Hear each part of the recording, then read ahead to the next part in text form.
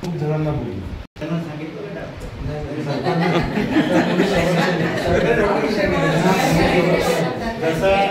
आणि सर या कवींचा स्टेजचा मोह सगळ्यांनी सोडला पाहिजे. आपण स्वागत केलं पाहिजे.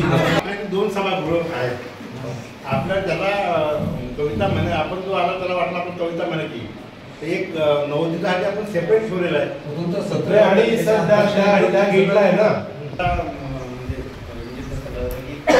एका कवीची मला खूप आवश्यक आहे आजच्या पिढीसाठी ही गोष्ट. शांतीश ठेवा. नाही पण मी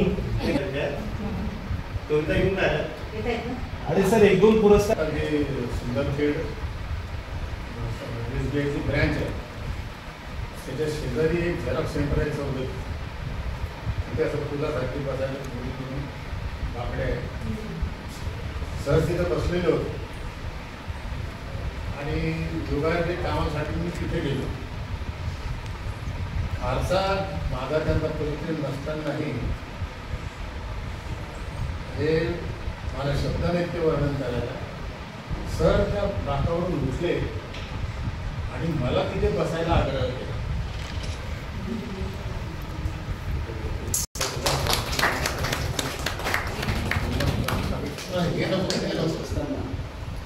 जो प्रश्न अनेकांच्या मनामध्ये निर्माण झाला तो मलाही रस्ता सापडत नव्हता. इथे आल्यानंतर मला सगळी दिग्गज मंडळी पाहिलं पण एकच गोष्ट माझ्या लक्षात आली की राष्ट्रों से पूछा रोते रोते पैरों के छालों ने, राष्ट्रों से पूछा रोते रोते पैरों के छालों ने, बस्ती कितनी दूर बसाई दिल में रहने वाले. असं जे असतं ते एकदा या ठिकाणी माणूस आला की त्याला घेणारा आनंद जो आहे या सगळ्या रस्त्यांना पार करून निश्चितपणे तो आपल्या माणसांपर्यंत पोहोचत असतो. हा जो सोहळा आहे 24 तारखेचा, ज्या माणसाच्या डोक्यातली ही संकल्पना आहे त्यांचा माझा ऋणानुबंध हा कौटुंबिक ऋणानुबंध आहे. म्हणजे बऱ्याच गोष्टींची त्याची मला याच्याकरता भीती वाटते की माझ्या वडिलांनी त्यांना मोठा मुलगा म्हटलेला आहे त्याच्यामुळे ते नाराज जर झाले तर मला कारण प्रॉपर्टीमध्ये हिस्सा होईल लगेच चाललेलं असतो. आणि दुसरी गोष्ट अशी की माझ्या बायकोचे ते बाप आहेत म्हणजे सासऱ्याचाही संबंध जो त्या ठिकाणी आहे. पण या पलीकडे जाऊन जे माणूस पण असते त्या माणूसपणाने भरलेला आणि भरलेला हा माणूस आहे असं मला नेहमी वाटतं.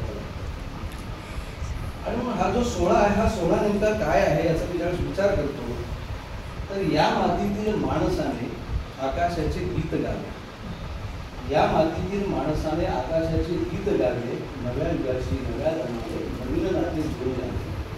सळसळता उत्साह असावा, विजयाचा विश्वास दिसावा, मार्ग त्याचा प्रशस्त व्हावा. अंतरीचा हा ओलावा जीवनाचा गाभा आहे, अंतरीचा हा ओलावा जीवनाचा गाभा आहे. हितगुज करण्या आपणाशी इथे मी उभा आहे, हितगुज करण्या आपणाशी इथे मी उभा आहे. काव्य हा शब्द ऐकल्यानंतर सर्वसाधारणपणे दगड उचलण्याची कवी दिसतो अशी एक परिस्थिती सध्या समाजामध्ये आपल्याला दिसते.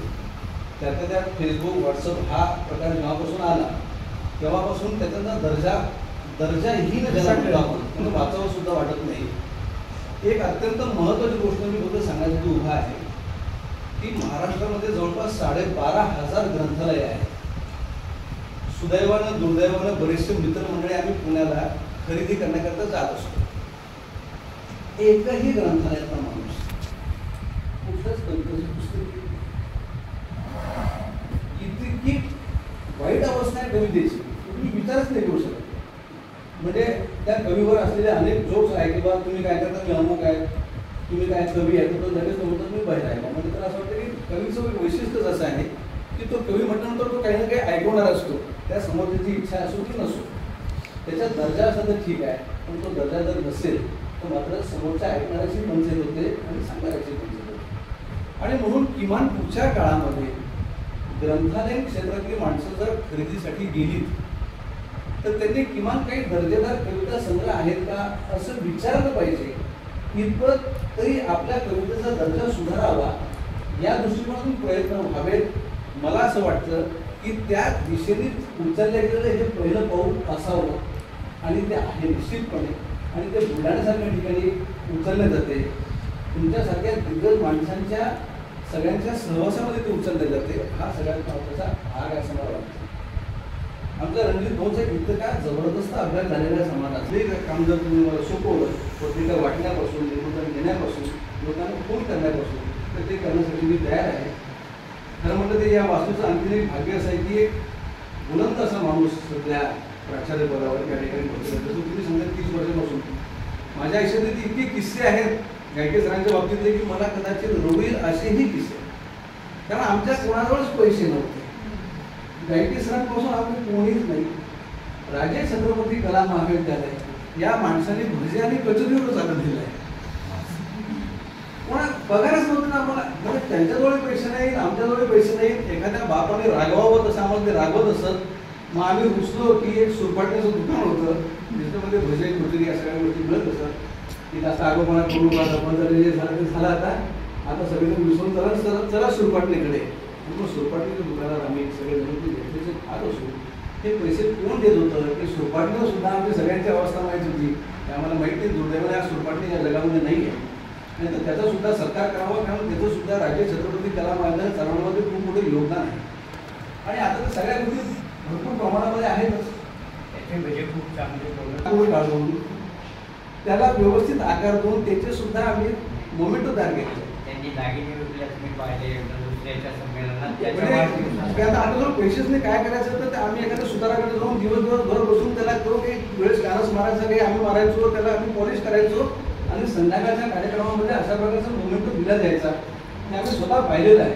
नंबर 1. दुसरी गोष्ट म्हणजे एवढी मोठी वास्तू त्यांच्या म्हणजे याच्यासाठी आहे, सगळ्या गोष्टी अवेलेबल आहेत.